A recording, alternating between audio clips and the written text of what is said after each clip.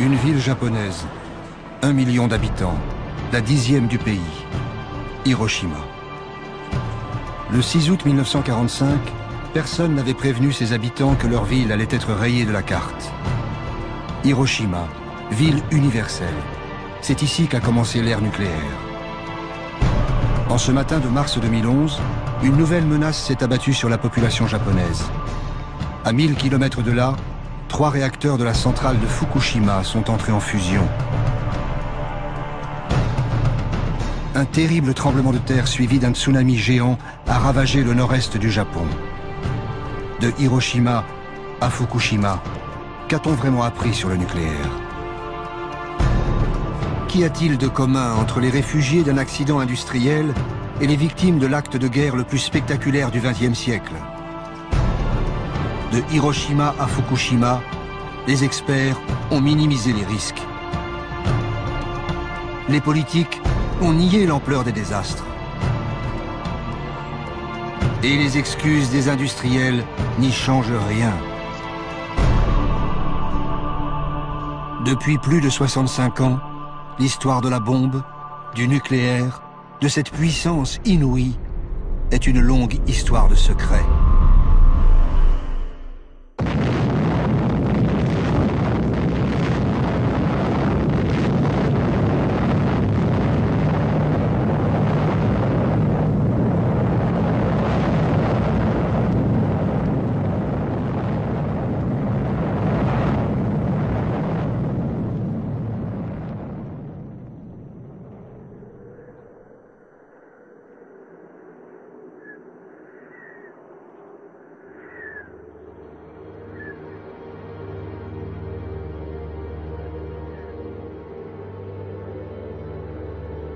Ces silhouettes ont été imprimées à jamais sur les dernières parois restées debout après la première explosion nucléaire.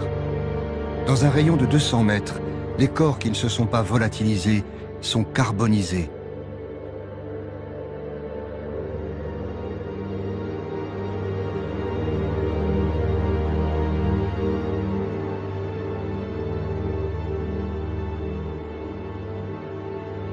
N'ont survécu que ceux qui étaient loin de l'épicentre ou protégés par des murs de béton.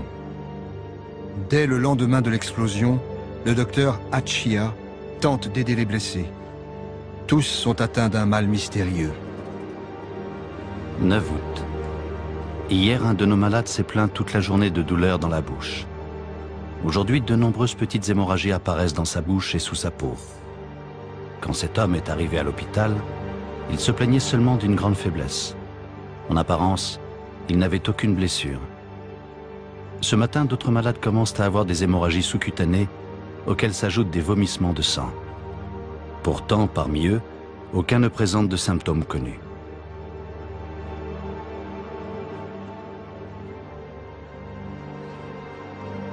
« 18 août. Aujourd'hui, un nouveau symptôme a fait son apparition. De nombreux malades commencent à perdre leurs cheveux. Ils ont un vilain teint.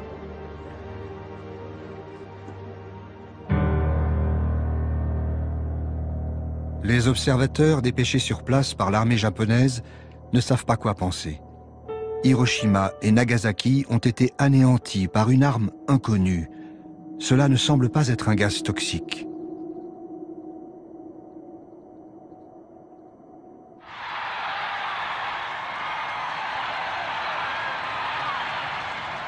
Aux États-Unis, chacun pense que les 2 bombes atomiques ont mis fin à la guerre.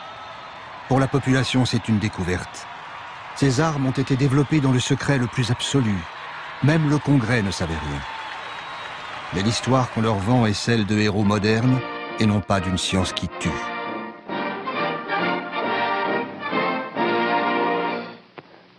On July 16, 1945, at Alamogordo, the atomic age was born. Minus 20 seconds. Doctors James Bryant Conant and Vannevar Bush were among the handful of spectators. Minus 5 seconds. Now!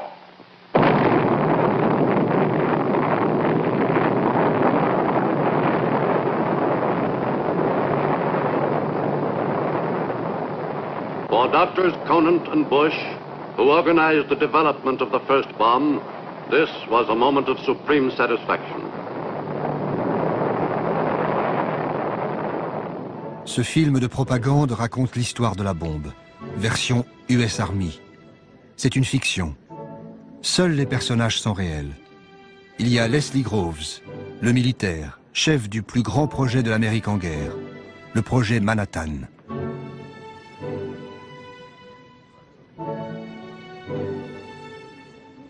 As head of the Manhattan District during the war, I was responsible for the development of the atomic bomb, control of atomic energy, and for all of the security.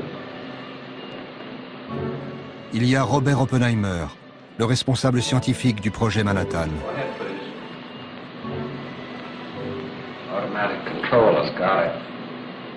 This time, Rob, the stakes are pretty high. It's going to work all right, Robert, and I'm sure we'll never be sorry for it. Well, we'll know in 40 seconds. Son obsession, c'est de savoir si la bombe sera efficace. Et il y a Bush, le politique, celui qui a rendu possible la bombe en créant l'alliance entre militaires, scientifiques et industriels, donnant ainsi naissance à ce qu'on appelle encore aujourd'hui le complexe militaro-industriel. De cette alliance naîtra la bombe atomique, une arme qui va changer le monde.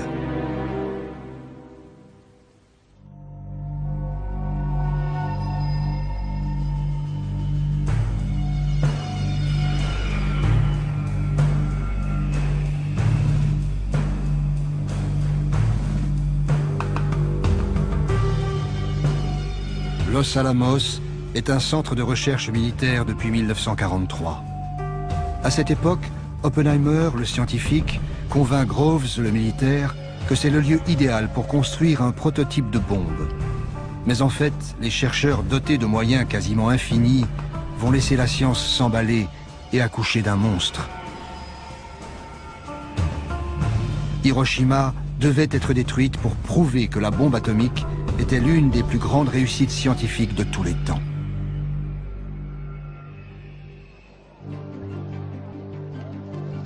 Tout a commencé lorsqu'en 1939, le célèbre physicien danois Niels Bohr se rend aux États-Unis pour une réunion à Princeton. Bohr est porteur d'une mauvaise nouvelle. Des chercheurs allemands auraient réussi la fission d'un noyau d'uranium. L'opération pourrait produire une énergie phénoménale. And the result, nuclear fission. But it is equivalent Dans le to milieu mass. scientifique, In the process la of nouvelle fission, fait l'effet a tiny fraction is left over. d'une bombe. What happens to it? It explodes as energy, proving Einstein's theory that mass and energy are really the same.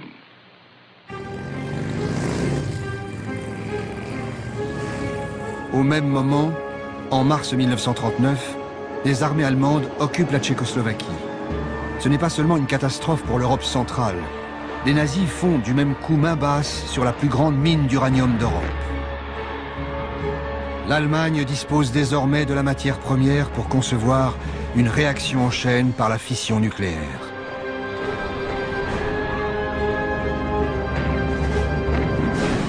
Puis, c'est la guerre.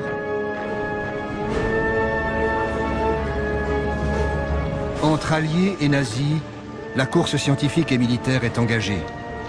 Mais aux États-Unis, l'opinion publique est très hostile à toute intervention dans le conflit européen. Dilemme pour le président Roosevelt. Il doit respecter ses électeurs, mais aussi préparer son pays à toute éventualité. This nation will remain a neutral nation, but I cannot ask that every American remain neutral in thought as well. Albert Einstein est le plus célèbre des physiciens réfugiés en Amérique. Comme tous les exilés européens, juifs et non-juifs, il sait de quoi Hitler est capable. Impossible donc de rester en dehors de la course aux armements. Poussé par le chercheur hongrois Szilard, il décide d'écrire au président des États-Unis. Grâce aux travaux de Joliot en France et ceux de Fermi et de Szilard en Amérique, il est devenu possible d'envisager une réaction nucléaire en chaîne dans une importante masse d'uranium, et ainsi générer de grandes quantités d'énergie et de nouveaux éléments de type radium. Cela pourrait aussi conduire à la fabrication de bombes. Une seule bombe de ce type, transportée en bateau et explosant dans un port, pourrait bien détruire le port tout entier et ses environs. À cette époque, ils ne sont qu'une poignée de chercheurs à avoir compris cet enjeu qui va changer le monde. Un ami d'Einstein transmet la lettre en main propre à la Maison-Blanche. Roosevelt réagit immédiatement. Les nazis se préparent à nous réduire en poussière. Il nous faut agir. Un des conseillers scientifiques de la Maison-Blanche est Vannevar Bush, celui qui deviendra l'un des 3 grands pionniers de l'ère nucléaire. Nous avions compris que la guerre allait se transformer en un combat sans merci, que l'Amérique allait devoir y participer tôt ou tard, que ce serait une lutte très technique, que nous n'étions absolument pas préparés à cela, et enfin, et c'est le plus important, que notre système militaire tel qu'il existait ne pourrait jamais produire à plein régime les nouveaux équipements dont nous aurions certainement besoin. Bush, le politique, est président de la richissime Carnegie Institution. Il décide de mettre autour d'une table scientifique, industrielle et militaire les 3 piliers du futur complexe militaro-industriel. Pour réussir, Groves le militaire en est certain. Il faut des moyens colossaux et garder le plus grand secret.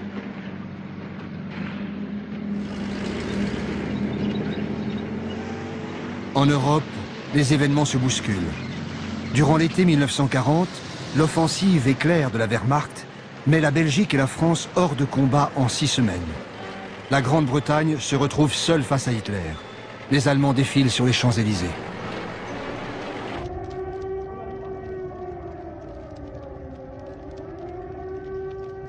Déjà, leurs avions visent Londres. C'est le Blitz. Les recherches britanniques sur l'atome ont alors une nette longueur d'avance. Cambridge héberge un prestigieux laboratoire de recherche nucléaire.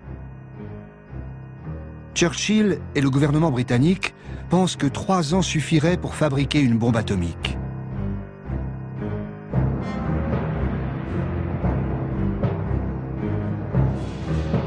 Mais il ne faut surtout pas que ces recherches tombent aux mains des nazis. Pour raconter ce qui se passe ensuite, les films de propagande d'après-guerre nous donnent encore une fois l'impression de suivre en direct une affaire top secret. Bush, le politique, s'inquiète auprès d'un de ses collègues des attaques sur Londres. The Germans are certainly working on an atomic bomb. As Harold Urey told you, they're getting a whole output of heavy water from the big Norwegian plant. They couldn't be doing it for anything else here. What was your impression of British progress? Chadwick and the other physicists agree entirely with us that given pure uranium-235, the bomb will work. But they realize that this will run into a big industrial job. The British are overtaxed by the present war production, and they urge that the job be done over here. Effectivement, l'Angleterre, sous les bombes, décide de livrer ses recherches aux États-Unis. Elle adresse à Washington un mode d'emploi de l'énergie atomique, le rapport Maude. Nous sommes arrivés à la conclusion qu'il serait possible de fabriquer une bombe à l'uranium de 10 kg environ, qui aurait une puissance de destruction égale à 1800 tonnes de TNT, et libérer une grande quantité de matière radioactive, dangereuse pour la vie humaine, pendant une longue période dans la zone de l'explosion.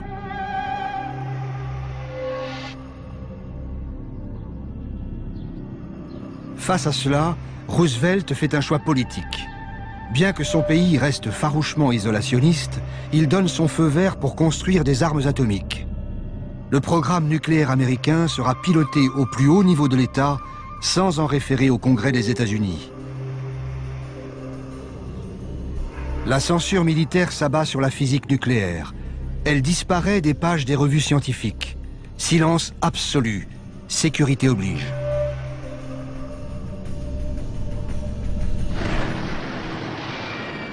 Pearl Harbor, 7 décembre 1941. L'attaque surprise des avions japonais va mettre fin aux dernières hésitations. L'offensive japonaise fait basculer les États-Unis dans le conflit mondial. Roosevelt peut enfin rejoindre ouvertement le camp des Alliés contre les puissances de l'Axe, Japon, Allemagne, Italie. Bientôt la guerre embrase le Pacifique et étend son emprise aux 5 continents. La machine militaire américaine avait été lancée pour fournir des armes aux Britanniques. Désormais, elle va tourner à plein régime pour ses propres besoins. Le siège de l'armée américaine, le Pentagone, vient justement d'être terminé. Le chef du projet, un militaire pragmatique, s'appelle Leslie Groves. En septembre 1942, on lui confie une autre mission ultra sensible, accélérer les recherches nucléaires contre l'Allemagne, nom de code, Projet Manhattan. D'autant que les premiers résultats arrivent. Les chercheurs ont isolé un nouvel élément, le plutonium, plus lourd que l'uranium et plus efficace pour fabriquer une bombe. Vu par les films de propagande d'après-guerre, tout cela apparaît, à tort, bien inoffensif. Here it is, General Groves, plutonium.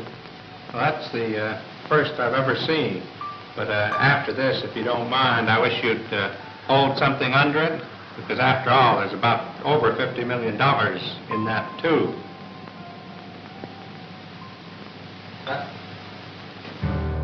Ces recherches nécessitent une armée de scientifiques, d'ingénieurs et de techniciens répartis sur tout le territoire américain. Pour coordonner ces équipes, Groves, le militaire, a choisi un outsider, professeur de physique théorique à Berkeley. Un homme qui a même été proche du Parti communiste, Robert Oppenheimer. Il est propulsé à la tête du projet de recherche le plus gigantesque que la science ait connu. C'est un génie, un véritable génie. Il sait tout.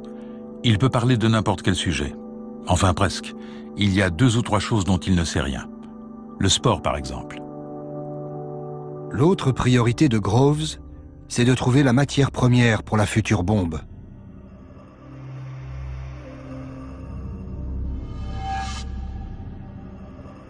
Le plus important, bien sûr, était le minerai d'uranium.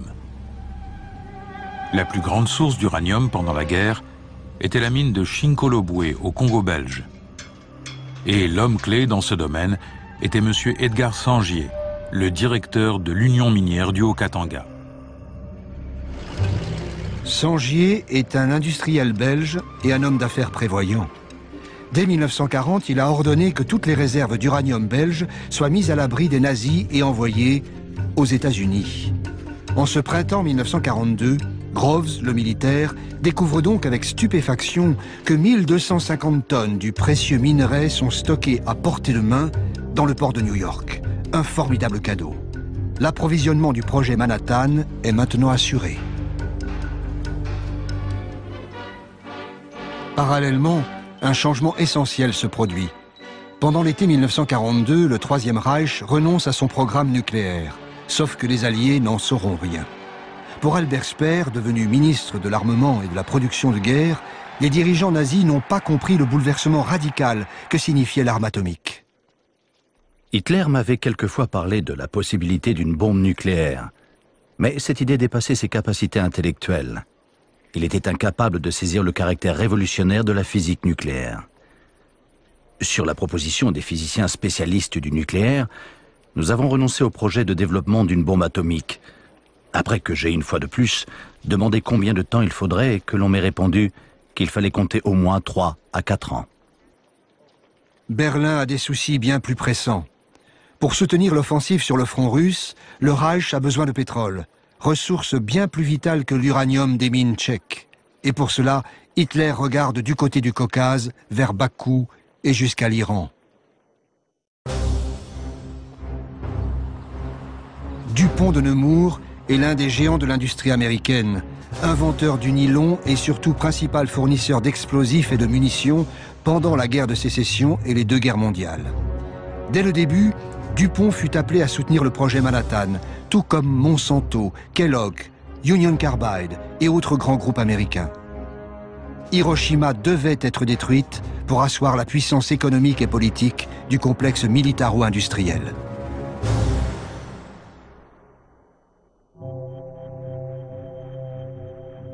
Deux mois après que l'Allemagne a arrêté son projet nucléaire, la salle de squash de l'Université de Chicago est devenue un gigantesque assemblage de graphite et d'oxyde d'uranium. C'est le prototype CP1, une pile nucléaire de 350 tonnes. Autrement dit, le tout premier réacteur atomique que les chercheurs alliés veulent tester au plus vite. L'expérience a lieu le 2 décembre 1942. Secret militaire oblige. Ni l'université, ni les étudiants, ni la ville de Chicago n'ont été prévenus. Devant un public de savants, l'Italien Enrico Fermi, prix Nobel de physique, ordonne le démarrage de la réaction en chaîne. S'il s'est trompé dans ses calculs, il y aura une explosion nucléaire en plein centre-ville de Chicago.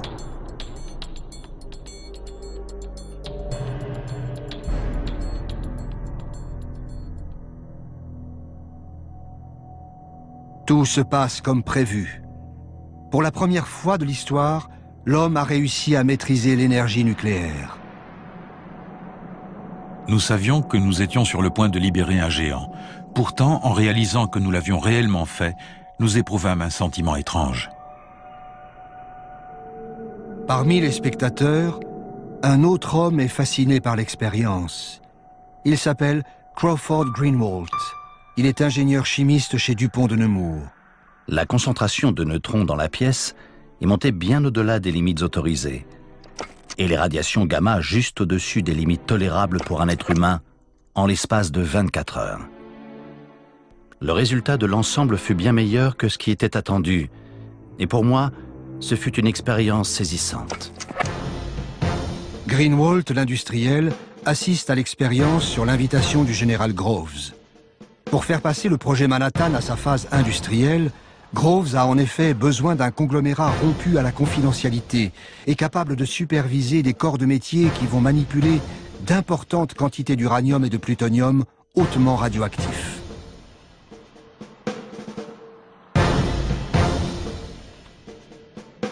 Le contrat est colossal, les risques aussi. Greenwalt, l'industriel, hésite.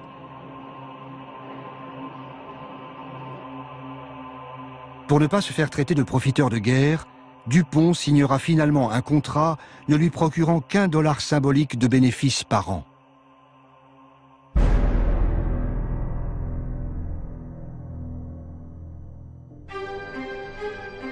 Quelque part sur la côte ouest, dans un immense désert à 300 km de Seattle, Hanford. La taille du site construit par DuPont de Nemours donne la mesure des besoins industriels phénoménaux. Le chantier s'étend sur 1500 km². En 9 mois, 85 000 ouvriers font surgir de terre 3 réacteurs nucléaires et une usine de purification d'eau capable d'alimenter une ville d'1 million d'habitants.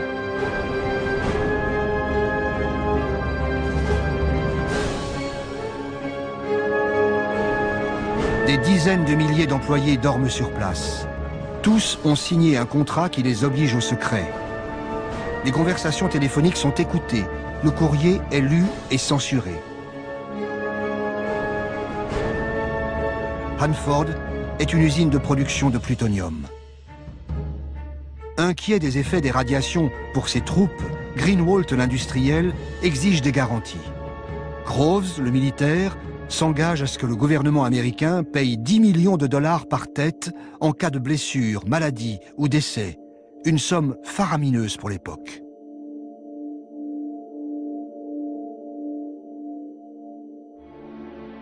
Le projet Manhattan est réparti sur tout le territoire américain. Cette autre unité est gérée par Monsanto et General Electric.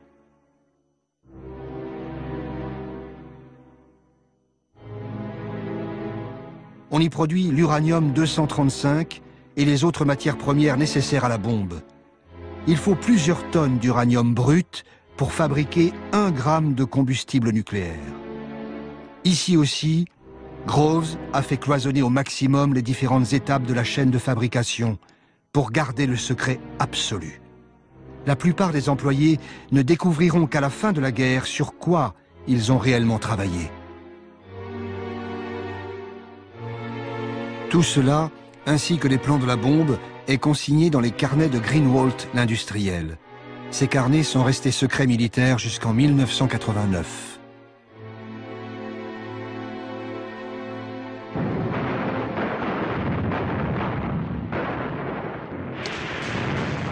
Début 1943, le vent de la guerre tourne. Sur le front européen, la déferlante allemande vers le Caucase a été stoppée net à Stalingrad. Épuisée par l'hiver russe, la 6e armée se rend aux soviétiques.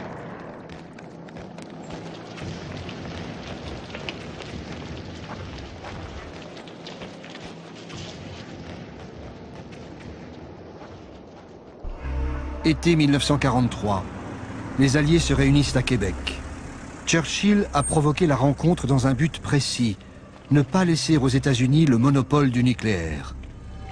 La Grande-Bretagne, les USA et le Canada décident de s'associer au sein du projet Manhattan. Le Canada possède d'importantes mines d'uranium. Il fournira 4000 tonnes de minerais jusqu'en 1946.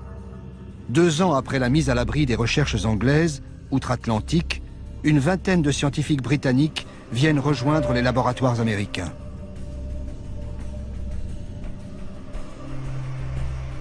Les nouvelles recrues viennent immédiatement rejoindre les milliers de chercheurs, ingénieurs et techniciens qui travaillent sur le projet Manhattan. Los Alamos. C'est le 3e grand centre de recherche du projet Manhattan. On y vit sous haute sécurité, en famille, en vase clos, moyenne d'âge 27 ans. C'est dans ce lieu ultra sensible que convergent tous les matériaux produits sur les différents sites industriels. Ils vont permettre d'assembler les premières bombes atomiques. Parmi les scientifiques arrivés via Londres, il y a le matricule K22, Klaus Fuchs. Personne ne sait que ce jeune physicien allemand est un communiste à la solde de Moscou. La géopolitique s'installe dans le monde des scientifiques. Sur place, chercheurs et militaires se posent des questions très concrètes. Quelle arme construire? Des bombes de précision pour décimer la flotte ennemie?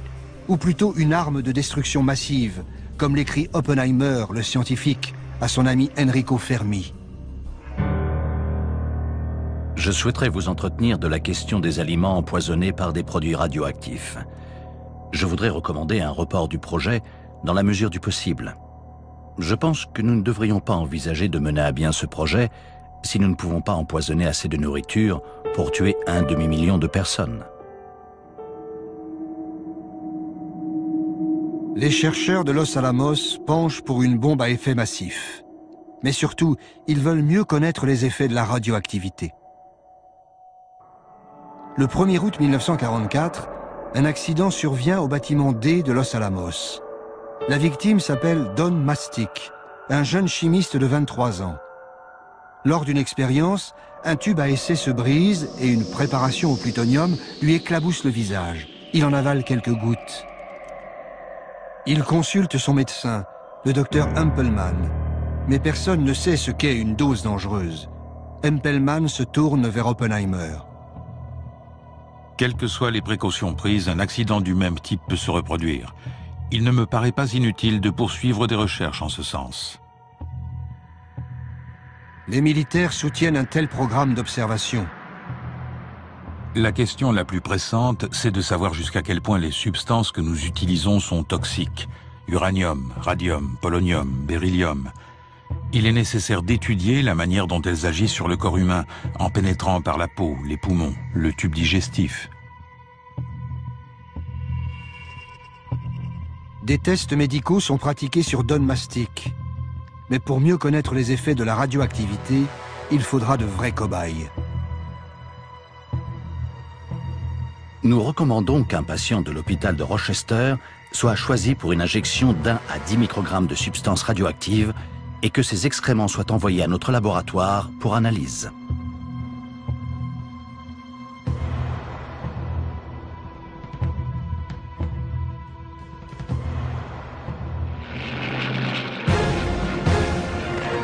Au tournant de l'été 1944, loin des laboratoires américains, l'armée rouge fait son entrée en Pologne.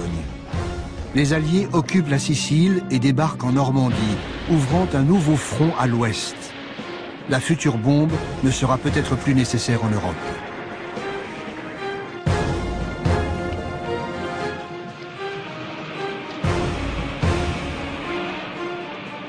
Dans le Pacifique, l'armada américaine se rapproche plus difficilement du Japon. En mer des Philippines, 128 000 Marines reprennent l'île de Saipan aux troupes de l'empereur. Puis l'état-major y établit ses premières bases aériennes. Tokyo est à portée des bombardiers B-29, mais refuse toujours de se rendre. Roosevelt sait qu'en politique, les plus grands secrets finissent toujours par s'éventer. Lincoln l'avait prédit bien avant lui. Nul ne peut tromper tout le monde tout le temps. Quand la bombe sortira de l'ombre, il faudra qu'on la rende utile. Avec elle, l'Amérique pourra dicter ses conditions à ses ennemis comme à ses alliés, à commencer par Staline. Hiroshima devait être détruite pour donner à l'Amérique un avantage décisif face aux Soviétiques.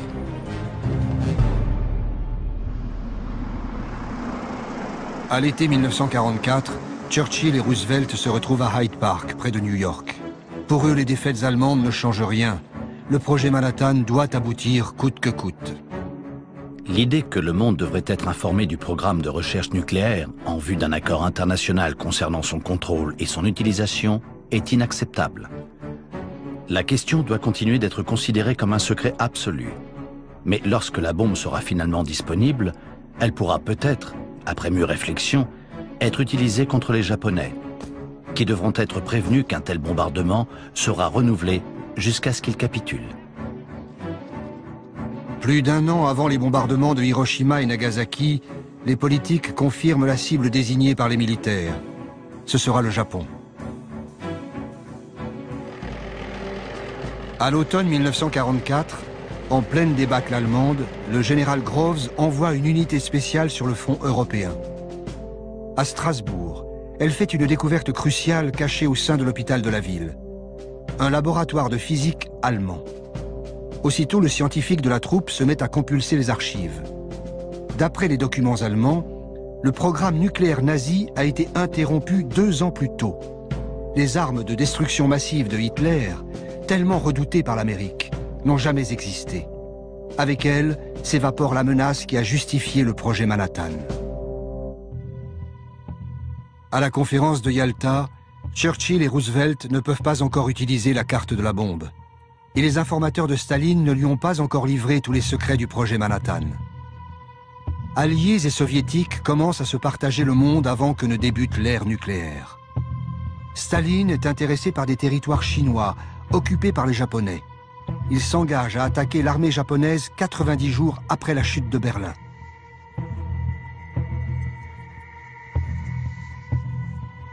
Reste à savoir qui sera le premier à occuper l'archipel. Car Tokyo refuse toujours de capituler.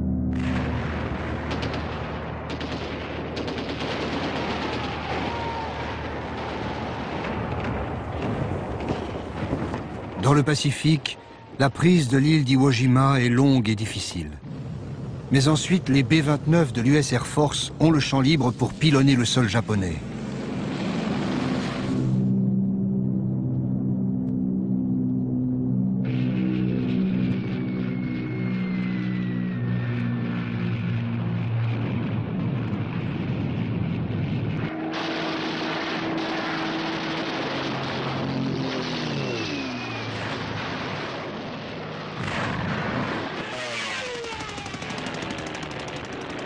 Tokyo et la plupart des grandes villes de l'archipel subissent des raids incessants. Plus de 8 millions d'habitants sont déplacés. Dans la seule nuit du 9 mars 1945, un déluge de bombes incendiaires fait plus de 100 000 morts dans la capitale japonaise. Le pays est affamé, à court de vivres, de carburant et de munitions. Sa puissante marine est totalement anéantie. Les kamikazes se battent jusqu'au bout, dans des avions de fortune, sans essence pour le retour. Leurs sacrifices font croire que le Japon ne renoncera jamais.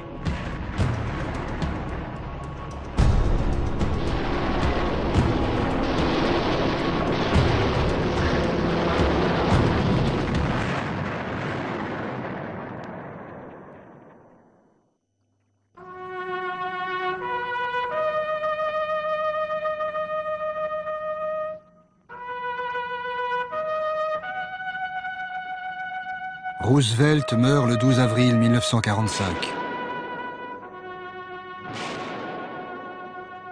Son successeur, Harry Truman, un ancien sénateur spécialiste des affaires militaires, ignore tout du projet Manhattan. Pourtant, il était vice-président des États-Unis depuis 6 mois. Son secrétaire d'État à la guerre lui apprend que Roosevelt lui lègue un secret écrasant. Stimson me dit qu'il voulait que je connaisse l'existence d'un énorme projet en cours. Un projet portant sur la mise au point d'un nouvel explosif, d'un pouvoir destructeur à peine croyable. C'est tout ce qu'il se sentit libre de me dire sur le moment. Et sa déclaration me laissa perplexe. Mais Truman va vite comprendre l'avantage stratégique inédit que confère la bombe A. Son futur ministre des Affaires étrangères, James Burns, un proche de Roosevelt, en est persuadé. Burns m'a dit que l'arme pourrait être si puissante qu'elle serait potentiellement capable de balayer des villes entières et de tuer des gens à une échelle sans précédent. Et il a ajouté qu'il pensait que la bombe pourrait bien nous mettre en position de dicter nos conditions à la fin de la guerre. Le même Burns écrit le discours d'investiture de Truman. La perspective d'avoir bientôt l'arme suprême renforce l'intransigeance américaine. Both Germany and Japan can be certain, beyond any shadow of a doubt, that America will continue the fight for freedom until no vestige of resistance remains.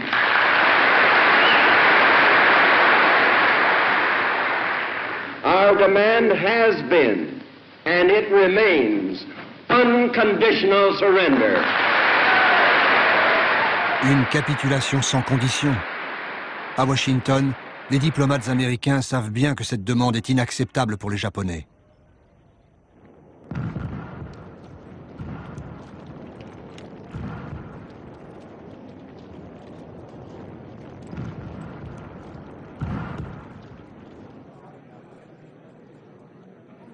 Le 8 mai, le monde apprend la capitulation de l'Allemagne. Berlin a été conquise par l'armée rouge. Les soviétiques ont aussi libéré Varsovie, Prague, Budapest et Sofia. Staline n'a pas l'intention de s'en retirer de sitôt. Conformément à l'accord secret de Yalta, Moscou se prépare maintenant à entrer en guerre contre le Japon. Les troupes soviétiques commencent à s'amasser en Mandchourie, au nord-est de la Chine.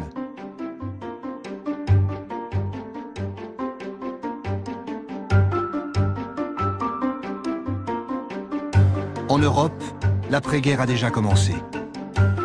Mais à Londres, Churchill s'inquiète des visées de Staline sur l'Europe de l'Est. Il propose à Truman d'organiser une rencontre sans délai. Il me semble que nous pouvons difficilement parler de ces questions par correspondance et qu'aussi vite que possible, il devrait y avoir une rencontre entre les 3 grands chefs d'État. La réponse de Truman est surprenante. Je suis d'accord avec vous pour dire qu'une rencontre entre les 3 chefs d'État serait souhaitable. Cependant, en ce qui concerne la période, il me sera extrêmement difficile de m'absenter de Washington avant la fin de l'année fiscale, le 30 juin. Étonné par l'attentisme du nouveau président, alors que Staline bouge ses pions sur l'échiquier européen, Churchill insiste. Je pense que la rencontre devrait avoir lieu en juin et j'espère que votre année fiscale ne la retardera pas. Truman cherche à gagner du temps. Il fait savoir à Staline qu'il ne sera pas disponible avant le milieu du mois de juillet. Churchill est furieux.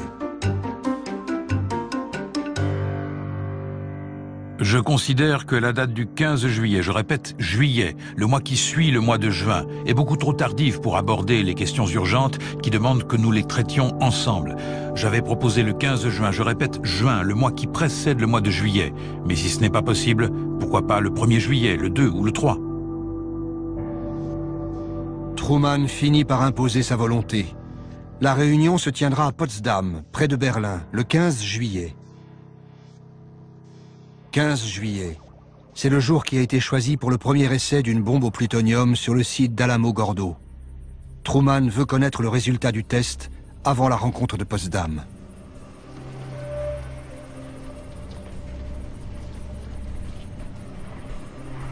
Sur le site d'Alamogordo, comme à Los Alamos, les équipes travaillent 12 heures par jour, 7 jours sur 7.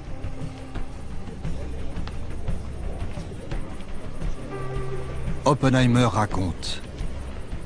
Je ne pense pas qu'il y ait eu un moment où nous ayons travaillé plus dur pour aller plus vite, que pendant la période entre la capitulation allemande et l'utilisation effective de la bombe. Nous subissions une pression incroyable pour avoir terminé avant la réunion de Potsdam.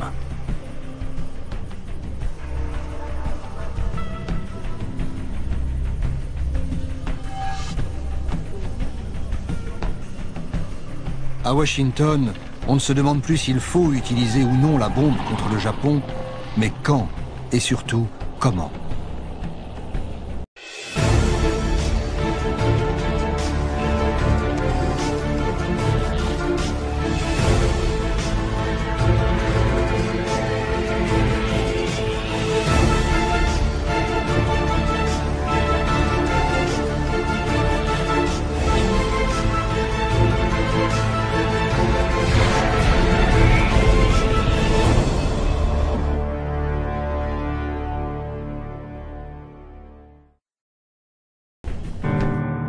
Les cibles ne devaient pas avoir été déjà détruites par les bombardements. Il était aussi souhaitable que la première cible soit d'une taille telle que les dégâts se limitent à son périmètre.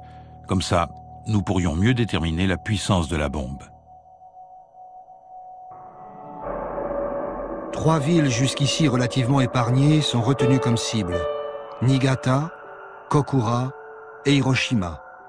Le test doit être efficace dès le premier tir. Pour l'US Air Force, Hiroshima a beaucoup d'avantages. C'est une bonne cible radar, et d'une taille telle qu'une grande partie de la ville serait largement endommagée. Les collines environnantes sont propices à engendrer un effet de réverbération qui augmenterait considérablement les dégâts. Reste à savoir s'il faut prévenir les Japonais. Certains scientifiques de Chicago y sont favorables. Nous pensons que l'utilisation de la bombe nucléaire contre le Japon sans annonce préalable est imprudente. Si les États-Unis sont les premiers à faire usage de ce nouveau moyen de destruction, ils perdront le soutien du public à travers le monde. Léo Szilard, le physicien exilé proche d'Einstein, se rend spécialement à Washington pour plaider la cause des civils. Le secrétaire d'État américain Burns lui fait comprendre que plus rien ne peut arrêter la machine. Il me dit que nous avions déjà dépensé 2 milliards de dollars pour le développement de la bombe. Comment voudriez-vous que le Congrès accepte d'allouer des fonds pour la recherche sur l'énergie nucléaire si vous ne montrez pas les résultats obtenus avec l'argent déjà dépensé? Le Congrès commence à s'interroger sur le montant énorme des dépenses non justifiées de l'armée de terre. Après 3 ans de secret absolu, la bombe doit apparaître au grand jour. Tant que la bombe n'aura pas servi contre une cible réelle, sa puissance restera invisible, incompréhensible. Nous ne pouvons proposer aucune démonstration technique susceptible de mettre un terme à la guerre. Nous ne voyons aucune alternative qu'une utilisation militaire directe. Les responsables politiques et scientifiques sont unanimes. Il faut utiliser la bombe. Un nouveau monde est en train de se dessiner. Le 1er juin 1945, le secrétaire d'État à la guerre le déclare devant les industriels et les scientifiques. Les implications du projet Manhattan vont bien au-delà de la guerre actuelle. Il faut maintenir intactes les installations industrielles existantes, constituer des stocks conséquents de matériaux à usage militaire et à usage industriel et technique, et enfin ouvrir la voie au développement industriel. L'Amérique prépare déjà l'avenir. La bombe atomique y jouera un rôle central. Et la perspective d'une industrie nucléaire à grande échelle commence à se profiler.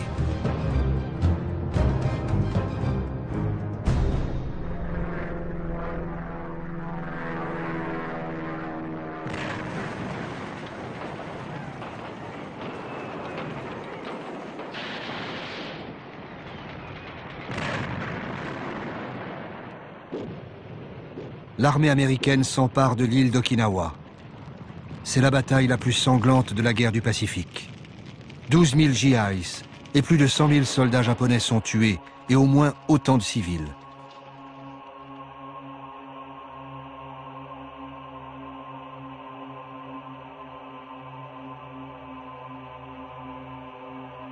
Okinawa, c'était le dernier rempart avant le débarquement des troupes américaines dans l'archipel japonais. À Tokyo, le palais impérial cherche avant tout un moyen de négocier la fin de la guerre sans sacrifier l'empereur. Quelques jours avant la conférence de Potsdam, il tente de faire passer le message via Moscou. Le 7 juillet, Truman et son secrétaire d'État Burns embarquent à bord du croiseur Augusta pour se rendre à Potsdam. Ils apprennent qu'un télégramme très urgent a été transmis par les Japonais à leur ambassade en Union soviétique. La première vraie preuve du désir des Japonais de mettre fin à la guerre est parvenue aujourd'hui sous la forme d'un message intercepté envoyé par le ministre des Affaires étrangères Togo à Sato, son ambassadeur à Moscou. Il lui demande de rencontrer Molotov et de l'informer du vif désir de l'empereur de mettre fin à la guerre. En outre, Togo dit que les termes « capitulation sans condition » formulés par les Alliés sont la seule chose qui empêche la cessation de la guerre et que si ces termes sont maintenus, les Japonais devront évidemment continuer à se battre.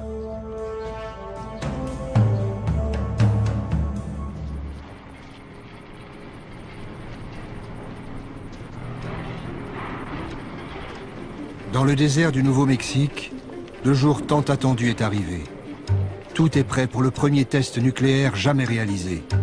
Nom de code, Opération Trinity. Le général Groves raconte les derniers préparatifs. Le test avait été programmé pour 4 heures du matin le 16 juillet.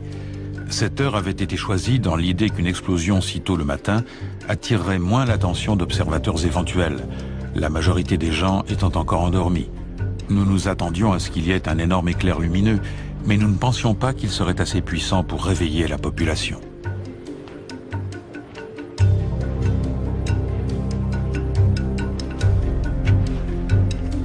On l'appelle le gadget, une bombe à implosion contenant 6 kilos de plutonium.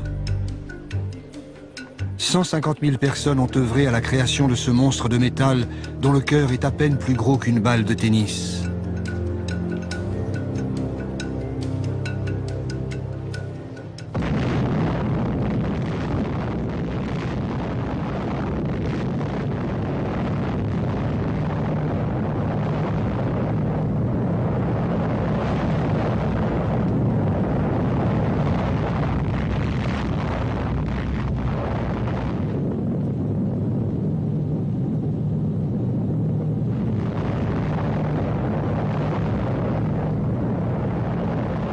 La boule lumineuse fut visible jusqu'à 300 km alentour. Le premier essai nucléaire de l'histoire a réussi au-delà de toute espérance. L'homme est devenu maître d'une nouvelle puissance. Le projet Manhattan a doté l'Amérique de l'arme absolue. Mais plus que jamais, le secret doit être maintenu.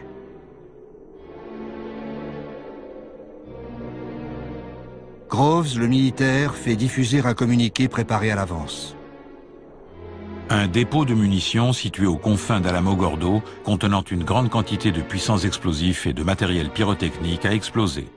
L'accident n'a fait aucune victime et les dégâts matériels, en dehors de l'entrepôt lui-même, sont négligeables. Le communiqué officiel de Groves n'a rien à voir avec la réalité.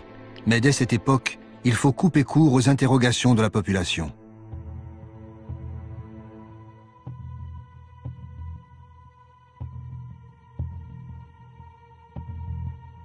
Truman et Burns arrivent à Potsdam le même jour.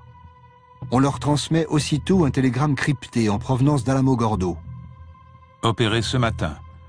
Diagnostic encore incomplet, mais les résultats semblent satisfaisants et dépassent déjà les prévisions.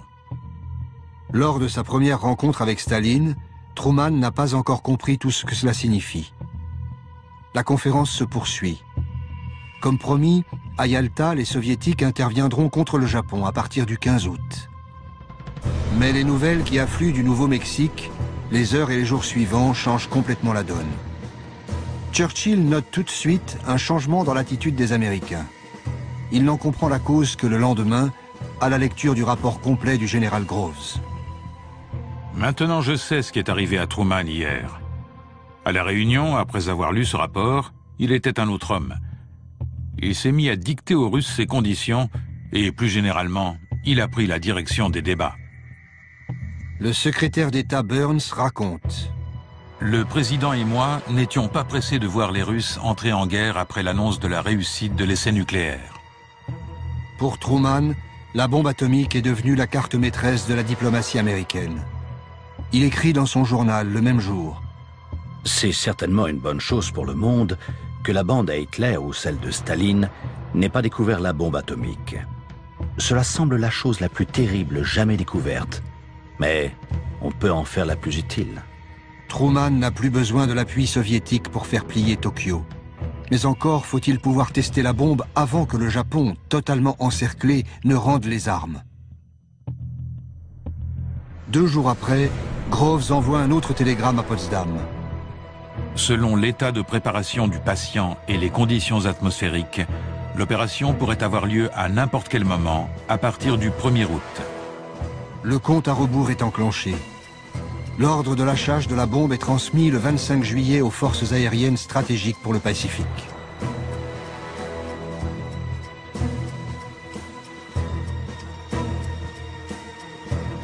La proclamation finale des Alliés est signée par Truman, Churchill et Chiang Kai-shek.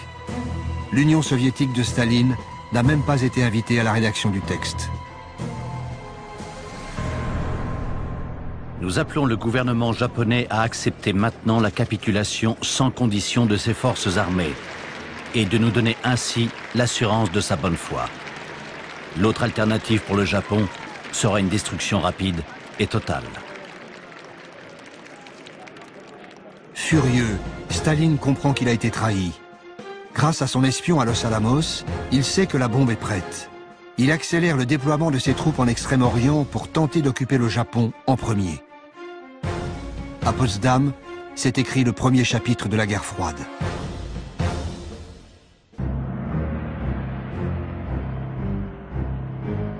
La découverte d'armes nouvelles est le propre de l'art militaire, rester dans le plus grand secret aussi. La légende veut cependant que le largage de 2 bombes atomiques ait permis de sauver la vie de millions de GIs et de civils en écourtant la guerre. En fait, Hiroshima devait être détruite pour exposer au monde la surpuissance de l'arsenal américain.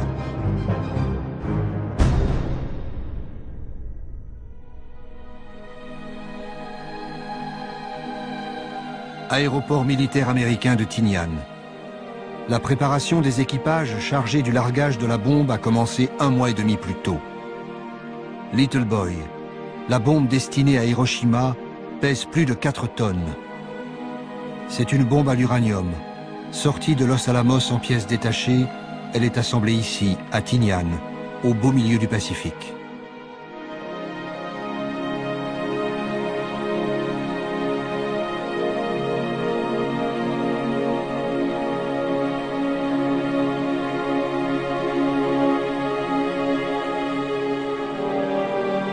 Un bombardier B-29 est aménagé pour recevoir la bombe. Il est baptisé Enola Gay, en hommage à la mère du pilote.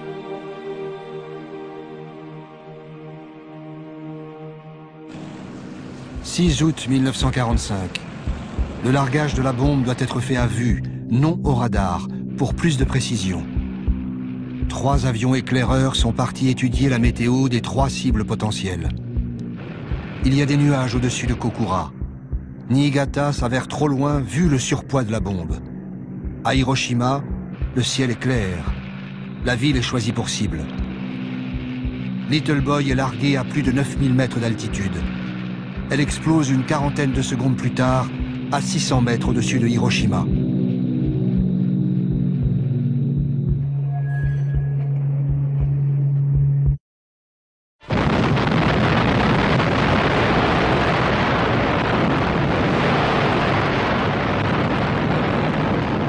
La boule de feu libérée par l'explosion nucléaire atteint la température d'1 million de degrés centigrades. Elle se propage au-delà de la vitesse du son en brûlant tout l'oxygène sur son passage.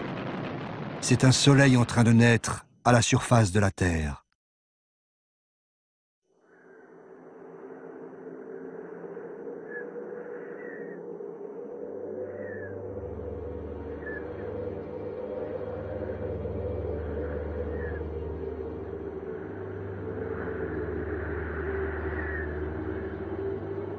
« 6 août. Soudain, il y a un éclair, puis un autre. Ombre et reflet, tout a disparu. Il n'y a plus qu'un nuage de poussière au milieu duquel je n'aperçois qu'une colonne de bois qui supportait ma maison. Hiroshima, 8h15. Le docteur Hachiya se préparait à partir pour l'hôpital. Il note ces phrases dans son journal le jour même de l'explosion. Instinctivement, je me mets à courir, ou du moins j'essaie. Inutilement. Des poutres jonchent le sol. Je me sens extraordinairement faible. Je dois m'arrêter pour reprendre des forces. C'est là que je m'aperçois que je suis complètement nu. Où sont passés mon pantalon et mon maillot? Je regarde mon côté droit, il est tout ensanglanté. J'ai également une blessure à la cuisse. Quelque chose de chaud coule dans ma bouche. Ma joue est déchirée. Le souffle de l'explosion a été d'une puissance inouïe. En un instant, une seule bombe à uranium a rayé de la carte une ville de 350 000 habitants. 4 km² réduits en cendres.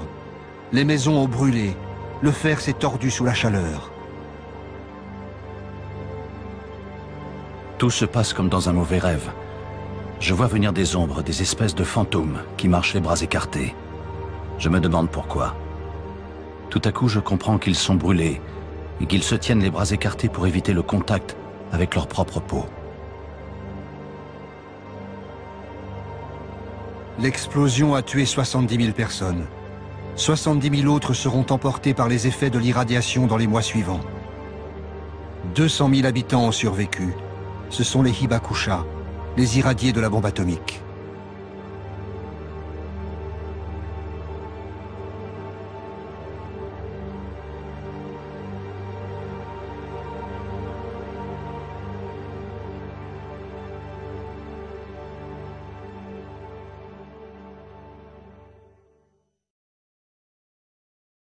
A short time ago, an American airplane dropped one bomb on Hiroshima and destroyed its usefulness to the enemy.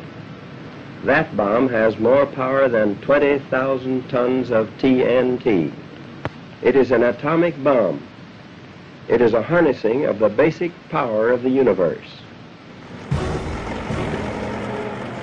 2 jours après l'explosion de la bombe sur Hiroshima, les Soviétiques déclarent la guerre au Japon. 1,5 million de soldats franchissent les frontières de la Mandchourie, occupée par le Japon depuis 1931. Les troupes japonaises ne livrent pas bataille. À court de munitions, elles se rendent aux Soviétiques.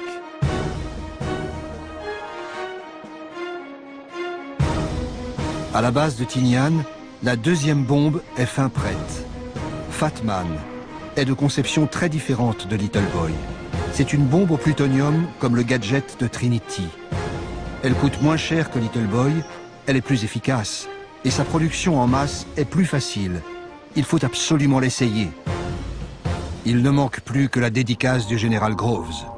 Resté aux États-Unis, il laisse faire son bras droit, le colonel Farrell. À Hirohito, affectueusement.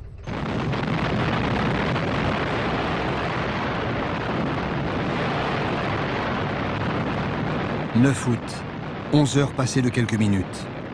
Depuis un B-29, un caméraman filme le champignon atomique au-dessus de Nagasaki. L'avion transporte aussi une cargaison de scientifiques venus observer l'explosion. De retour à la base, l'équipage baptisera le bombardier Necessary Evil. Pour l'histoire, la bombe nucléaire devient un mal nécessaire.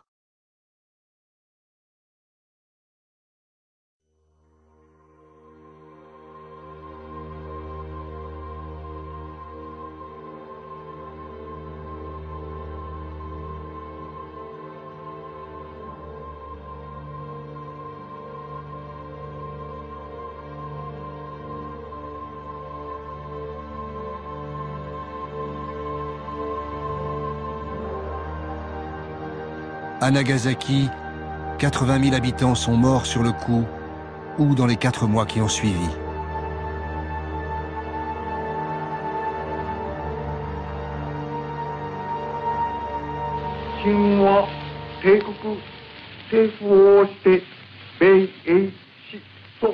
国に対しその共同宣言を受諾する旨通告せしめたり。Le 15 août 1945, le peuple japonais entend la voix de l'empereur pour la première fois. Cette voix leur apprend la capitulation de leur pays. Le palais impérial n'a pas seulement plié face à la bombe. À ses yeux, Tokyo fait face à un péril bien plus grand. L'armée rouge progresse vers le nord de l'archipel. Pour éviter un Japon sous la coupe soviétique, Washington laisse un espoir de survie au régime impérial. Le texte de la capitulation ne dit rien du futur sort de Hirohito. Ce texte est signé le 2 septembre à bord du croiseur Missouri. Les troupes d'occupation du général MacArthur arrivent au Japon moins d'un mois après les bombardements nucléaires.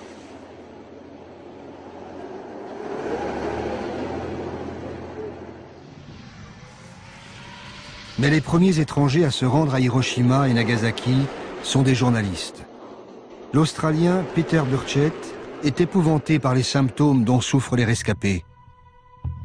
À Hiroshima, 30 jours après la première explosion atomique qui a totalement détruit une ville et stupéfié le monde, des habitants qui n'ont pas été touchés directement par la déflagration souffrent atrocement et continuent à mourir pour des raisons encore inconnues, dont on peut seulement dire qu'il s'agit d'une peste atomique.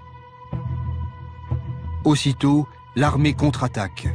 Le colonel Farrell, bras droit de Groves au Japon, convoque le journaliste et fait publier un ferme démenti. À Hiroshima, ceux qui devaient mourir sont morts.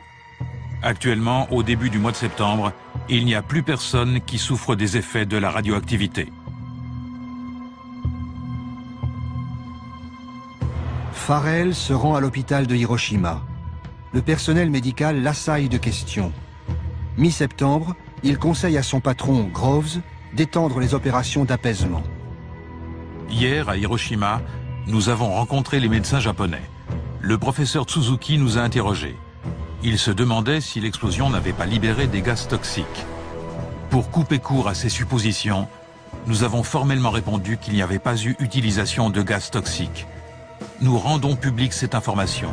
Il serait souhaitable que vous en fassiez de même auprès des Alliés. La machine de propagande se met en marche. Il faut rassurer tout le monde au moment où les troupes américaines s'installent dans le pays. Aux États-Unis, l'opération de propagande porte également ses fruits. Les responsables du projet Manhattan réussissent à vendre à la presse la prouesse technologique de Los Alamos. Dès le 11 septembre 1945, Groves, le militaire, et Robert Oppenheimer, le scientifique, organisent un voyage de presse au Ground Zero du Nouveau-Mexique.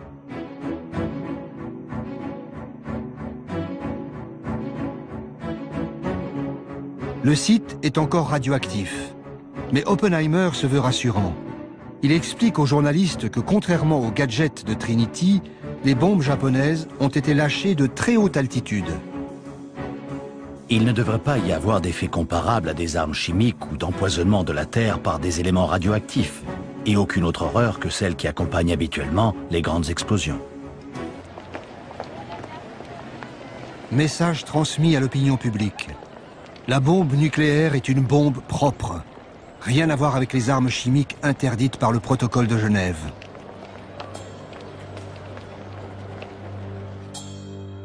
Pendant ce temps, au Japon, d'autres militaires arrivent pour filmer et analyser les effets de la nouvelle arme. Un soldat montre fièrement le point d'impact de la bombe au milieu des ruines encore radioactives. Voilà l'épicentre, Ground Zero. D'autres désignent aux caméras les traces laissées par le souffle nucléaire. Ils étudient soigneusement la propagation des rayons brûlants et leur empreinte sur les édifices.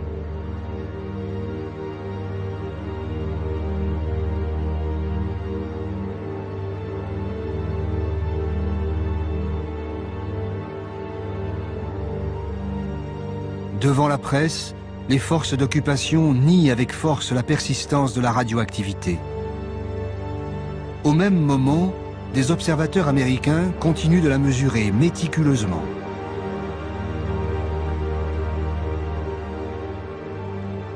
Un GI qui raconte sa mission de patrouille à Nagasaki est stupéfait. Je ne savais pas pourquoi j'étais là. Il n'y avait pas d'habitants, tous avaient péri. Il n'y avait pas d'oiseaux, pas d'animaux, pas de criquets. Il n'y avait rien du tout. C'est difficile de décrire un silence complet comme celui-ci.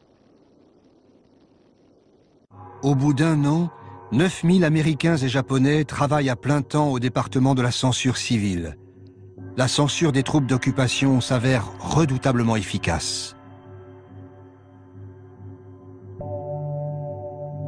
Dans les journaux d'Hiroshima, on supprime les caractères d'imprimerie correspondant aux termes bombardements atomiques et radioactivité. Pendant presque 10 ans, aucun Japonais ne pourra lire d'informations concernant les survivants irradiés, les Hibakusha. Après le feu atomique, c'est une chape de plomb qui s'abat sur Hiroshima et Nagasaki.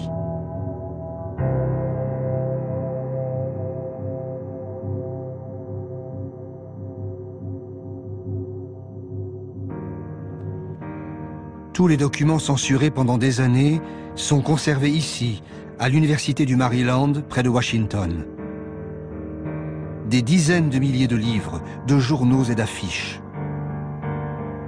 Face aux officiers américains qui protestent contre le poids de cette censure, le général MacArthur se montrera toujours intraitable. C'est une propagande fausse et pernicieuse qui vise à donner l'impression qu'une forme de censure arbitraire et cynique aurait été instaurée. Après avoir muselé la presse, il reste une autre opération plus délicate à mener, la désinformation sur les effets de la bombe. En novembre 1945, le Congrès américain ouvre une commission d'enquête sur le développement de l'atome et son contrôle. Groves poursuit son opération de légitimation devant les sénateurs. The casualties which would have resulted from an invasion of the Japanese home islands would have been tremendous. Churchill placed them at over 1 million Americans. The atomic bomb made it impossible for the Japanese to continue the war, despite their determination to fight to the bitter end. And in that fighting, they would have taken with them tens of thousands of Americans. Groves joue avec les chiffres. La bombe a-t-elle préservé quelques dizaines de milliers ou 1 million de vies américaines? Peu importe. Ce qui compte, c'est de défendre la doctrine du mal nécessaire, en direct devant les parlementaires. De même, sur la question sensible des radiations résiduelles, Groves s'en tient à une ligne officielle qui ne s'embarrasse pas de nuances. Il n'y en a pas, et c'est un nom très ferme. Sauf au moment même de l'explosion, il n'y a pas eu de dommages radioactifs. Cela n'a duré qu'un instant. Un sénateur lui demande s'il existe un antidote aux radiations. Groves répond: Les dommages radioactifs sont de plusieurs types. Si l'irradiation est assez forte, la mort est immédiate. Une dose moins forte peut entraîner une mort différée, mais les médecins disent que la souffrance est supportable. C'est même une manière très agréable de mourir. Ceux qui sont seulement légèrement irradiés peuvent guérir avec le temps. S'agit-il d'une question de soins ou de temps? Demande le sénateur. C'est une question de temps. Si une personne qui travaille avec des matériaux radioactifs est accidentellement irradiée, elle prend un congé pour se tenir éloignée de ces matériaux et avec le temps, elle guérit. Au final, les sénateurs se rangent derrière Groves, le militaire. Leur objectif est le même, rassurer l'opinion publique sur le développement nucléaire appelé à un avenir radieux. Chez les militaires, l'unanimité de façade sur les bienfaits de la bombe n'a jamais été totale. À peine 2 jours après le bombardement de Nagasaki, l'homme qui a transmis l'ordre de largage de la bombe, le général Spaatz, notait déjà dans son carnet personnel: Quand la bombe atomique avait été discutée à Washington en ma présence, je n'y étais pas favorable. De même que je n'ai jamais été favorable à la destruction de villes entières et à l'anéantissement de tous leurs habitants. Le même jour, l'ancien président Herbert Hoover confiait au secrétaire à la guerre Stimson: L'utilisation de la bombe atomique et la mise à mort aveugle de femmes et d'enfants révoltent mon âme.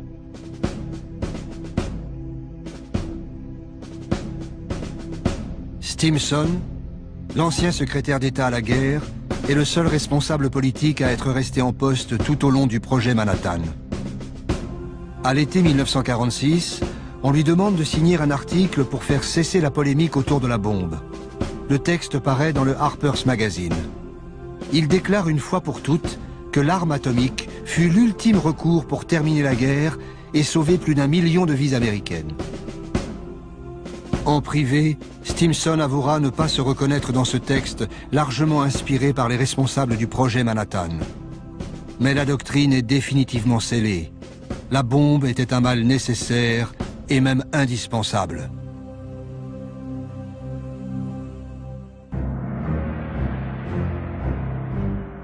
New York. Un congrès réunit scientifiques, industriels et militaires à propos de l'avenir de l'atome. En cette fin de l'année 1945, les hommes de l'ombre qui ont pensé la bombe se félicitent en public. Et ils commencent à préparer l'avenir. We're going to talk about the future and not the past. You've all heard a great deal about what made the Manhattan Project a success, but you're looking now up here at this table at a group of men who haven't been featured in the public press or in addresses or anything of that kind. They represent, and they were the leaders in their particular companies. They represent Carbide and DuPont and Kellex and Monsanto and Tennessee Eastman. And those men did the industrial job that made the Manhattan Project a feasible, practical result instead of something that we were still struggling with. I think you should all remember that.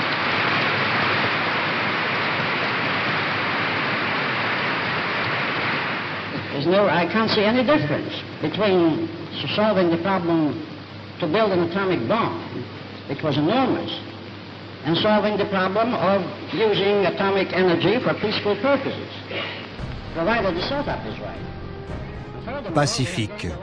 Ce mot clé tourne la page d'Hiroshima pour ouvrir la voie à une industrie nucléaire civile. En août 1946, Truman crée une commission à l'énergie atomique, AEC, composée de civils. La guerre est finie. Partout, les généraux quittent les postes de décision. En janvier 1947, l'AEC prend le contrôle des sites industriels militaires d'Hanford et d'Oak Ridge. L'énergie nucléaire va partir conquérir le monde et devenir une puissance industrielle et économique. Le serment d'Hippocrate impose de sauver les humains, pas de s'en servir comme cobayes. C'est pourtant ce qui s'est passé à Hiroshima et Nagasaki. Le projet Manhattan a déjà donné lieu à des expérimentations sur l'homme, mais l'utilisation de la bombe atomique permettra de les étendre à une toute autre échelle. Cette expérience grandeur nature, étudiée pendant des décennies, a permis à l'Amérique de se préparer aux dangers de l'ère nucléaire.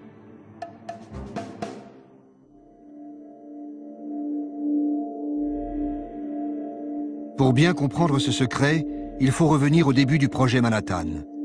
Les scientifiques, mais aussi les industriels, s'inquiètent très tôt des effets de la radioactivité sur le corps humain. Ils réclament des expériences concrètes. Le jeune scientifique, qui avait avalé du plutonium, n'est que le premier d'une longue série. Les médecins radiologues veulent connaître la dose limite de radiation dans le corps. Enfin, en avril 1945, le jour de la première expérimentation sur le corps humain est arrivé. Cela nous a permis de vérifier précisément les données de laboratoire. Des malades sont choisis dans différents hôpitaux. Chacun reçoit un numéro précédé des initiales HP pour Human Product, soit produit humain. La décision a été prise délibérément de ne pas informer les patients de la nature du produit inoculé. Des seringues spéciales en plomb sont conçues pour injecter des doses de plutonium d'environ 5 microgrammes. Les résultats confirment ceux des tests sur les animaux. Ils sont sans surprise. Le plutonium, 30 fois plus toxique que le radium, est un puissant cancérigène. 3 patients sont testés en avril 1945, 11 autres à partir de septembre, après la fin de la guerre. À ce moment, le responsable du projet Produit humain vient d'arriver à Nagasaki. C'est le docteur Warren, le médecin-chef du projet Manhattan. Warren n'est pas venu soulager les victimes ou partager avec les médecins japonais les connaissances accumulées aux États-Unis par ses équipes. Il est venu étudier les effets du plutonium sur les irradiés des bombes atomiques. Toutes les informations sont transmises aux États-Unis.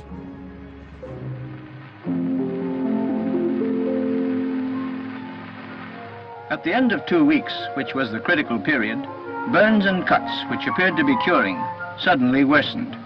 Hemorrhage developed, which could not be stopped. Many died, and the number of deaths kept mounting from day to day. Purpura appeared on the upper half of the body in a majority of cases, and as it spread to all parts of the body, the condition of the victim became worse. Depilation was also a characteristic symptom of the critical period. This soldier was in the barracks 1 kilometer northeast of the epicenter.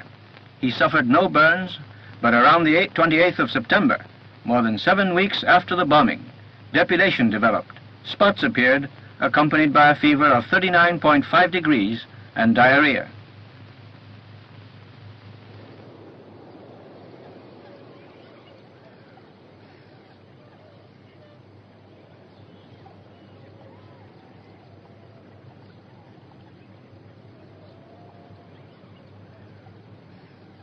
Les assistants de Warren recueillent des dossiers médicaux, saisissent des échantillons, filment l'évolution des symptômes. Ils enquêtent sur chaque patient pour savoir où et comment ils ont reçu la bombe atomique, la gravité de leur brûlure. Tout cela est soigneusement rassemblé, puis classé secret défense. Un médecin japonais, le docteur Hida, témoigne. Le directeur de l'hôpital nous communiqua un ordre du ministère de la Santé que nous devions tous respecter, patients aussi bien qu'employés. Les dommages provoqués par les bombardements sur Hiroshima et Nagasaki sont un secret militaire américain. Personne ne doit communiquer ce qu'il a vu, entendu ou ce qu'il sait sur la réalité de ces dommages, ni par la parole, ni par l'écrit, ni par le dessin, ni par la photo. Les contrevenants seront punis.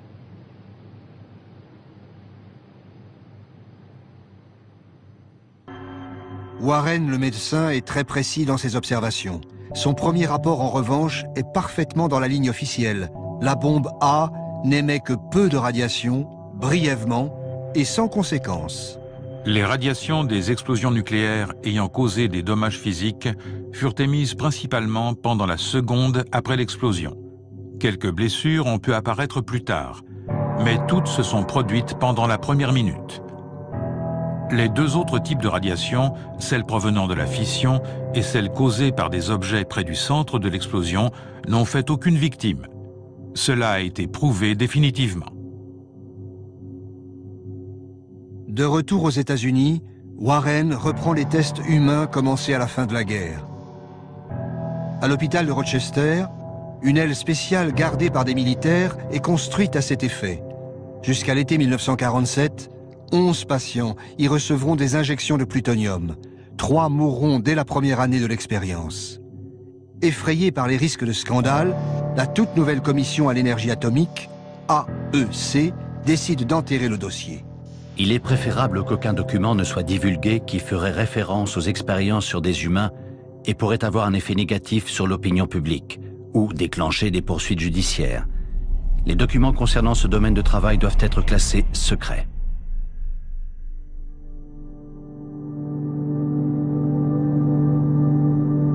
Aux États-Unis, on s'interroge sur l'éthique médicale, tandis qu'à Hiroshima et Nagasaki débute une grande enquête sur les radiations. Le nouveau secrétaire d'État à la Marine presse Truman d'exploiter les données scientifiques recueillies à Hiroshima et Nagasaki. Les résultats provisoires de l'enquête montrent qu'environ 14 000 Japonais ont été irradiés par l'explosion nucléaire. L'étude de ces personnes et des autres habitants est une occasion unique et très importante pour les Alliés de pouvoir mener des recherches médicales et biologiques sur l'influence de la radioactivité.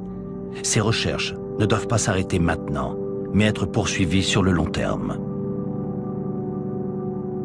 Une occasion unique.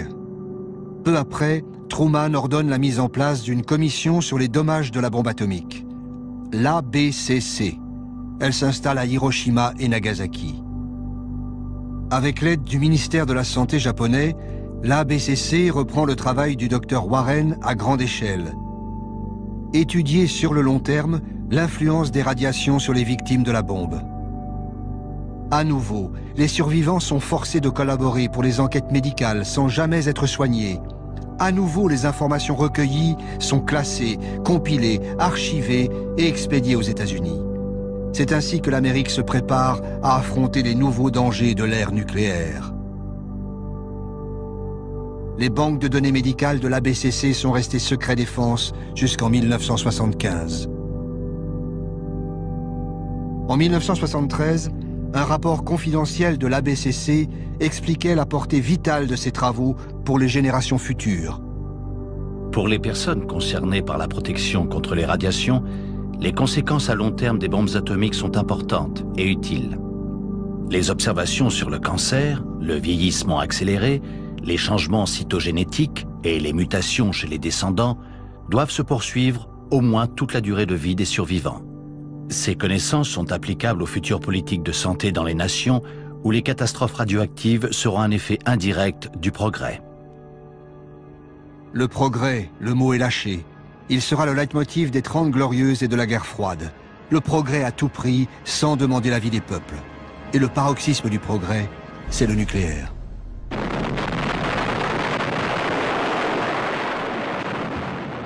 Nucléaire militaire d'abord.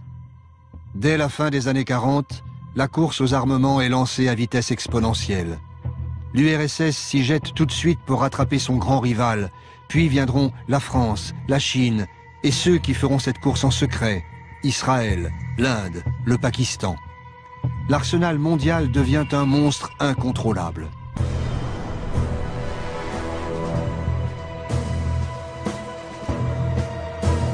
Et le progrès, ce sont aussi ces nouvelles centrales qui apportent à de nombreux pays l'énergie miraculeuse, inépuisable et sans danger. Avec l'aide de son ancien ennemi, les États-Unis, le Japon est devenu le 3e producteur mondial d'énergie nucléaire. Mais Fukushima le replonge brutalement dans le cauchemar atomique. À Hiroshima, l'ancien ABCC sert désormais de référence internationale pour les normes de protection contre la radioactivité.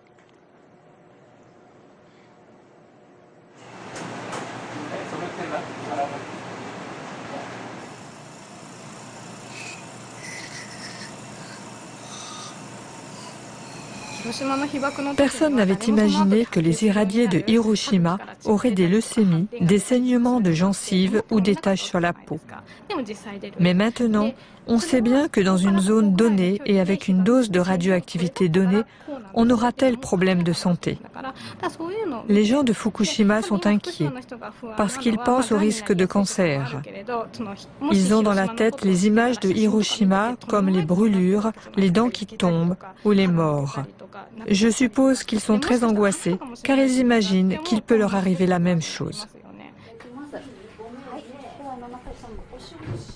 Tous les 2 ans depuis 35 ans, M. Nakanishi vient passer une série de tests médicaux à l'ancienne ABCC, devenue centre de recherche sur les effets de la radiation.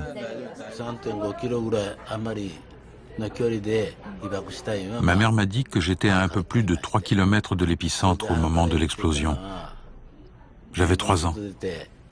Elle m'a raconté que j'étais dehors et que j'ai été irradié. Un peu plus tard, j'ai perdu tous mes cheveux. Quand j'étais à l'école primaire, des copains de classe sont morts de leucémie. J'ai pensé que ça pouvait m'arriver à moi aussi.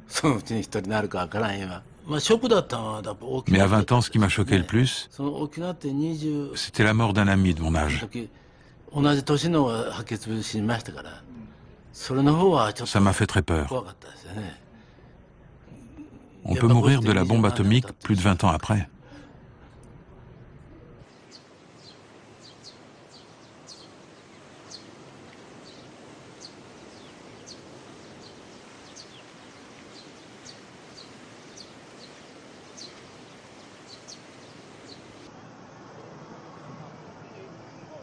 Chaque année, le 6 août, les habitants de Hiroshima commémorent le jour où le monde est entré dans l'ère nucléaire.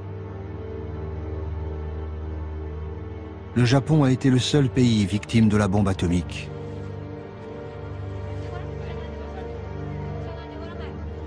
À Hiroshima, comme à Nagasaki, des lanternes en papier sont déposées sur l'eau de la rivière pour apaiser les âmes des disparus.